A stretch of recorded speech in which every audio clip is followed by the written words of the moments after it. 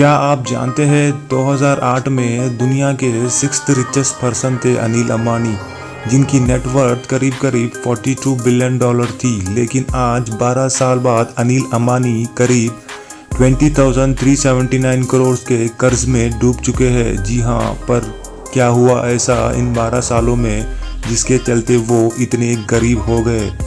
आज हम अनिल अंबानी की राइज एंड फॉल के स्टोरी के बारे में बात करते हैं।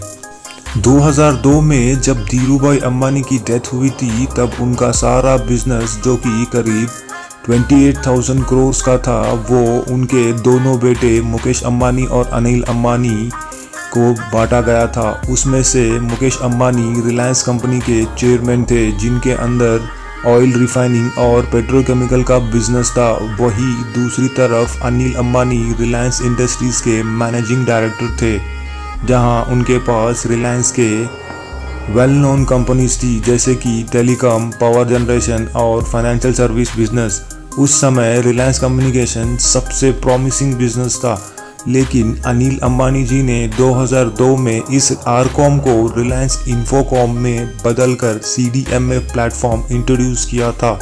पर बढ़ते टेलीकॉम इंडस्ट्रीज में ये प्लेटफॉर्म कुछ खास नहीं चल पाया और फिर बहुत से कंपनीज भी इंडस्ट्रीज में उतर चुके थे। अपने बिजनेस को ग्रो करने के लिए अनिल अंबानी ने कई जगहों से पैसे बोरो किए थे, लेकिन उससे उन्हें कुछ भी प्रॉफिट नहीं हो रहा था। और फिर एंट्री होती है अपने बड़े बादशाह की। 2010 में मुकेश अंबानी ने टेलीकॉम बिजनेस में अपनी एंट्री की थी और तब से अनिल अंबानी जी के सारे पन्ने ही पलट गए। 2016 के रिलायंस जियो के लॉन्च के बाद जो सिर्फ अनिल अंबानी का बिजनेस ही नहीं बल्कि पूरा टेलीकॉम इंडस्ट्री ही हिल चुका था।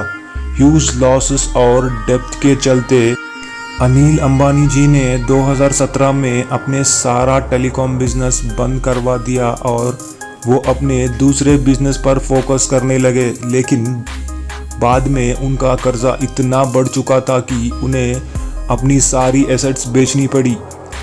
एरिक्सन, जो कि एक स्वीडिश टेलीकॉम कंपनी है, उन्होंने ये क्लेम किया था कि अनिल अंबानी उन्हें 1100 करोड़ रुपए ओव करते हैं, और जिसके चलते सुप्रीम कोर्ट ने अनिल जी को 1 मंथ के अंदर 5.5 बिलियन पे करने के लिए कहा था, और अगर वो नहीं कर पाए तो उन्हें जेल में डाला जाएगा।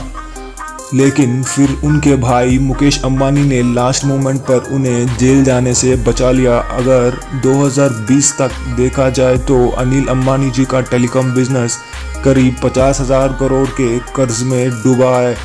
साथ ही रिलायंस इंफ्रा पर भी 148 बिलियन रुपीस का कर्ज है। एक साइड पर मुकेश अंबानी आज एशिया के रिचेस्ट पर्सन बन चुके हैं, और वही दूसरे साइड पर अनिल अंबानी अपने बड़े डेब्ट्स और लीगल बैटल लड़ रहे हैं। कुछ इंडस्ट्री एक्सपर्ट्स का ये मानना है कि अनिल अंबानी को बहुत स्कोप होने वाले बिजनेस मिले थे, लेकिन उनमें इनोवेशन ना होने के कारण अनिल जी ने काफ़ी सारी अपॉर्चुनिटीज़ खो दिए, और उसी वजह से आज उनकी यह हालत है। तो ये थी अनिल अंबानी की राइज एंड फॉल स्टोरी।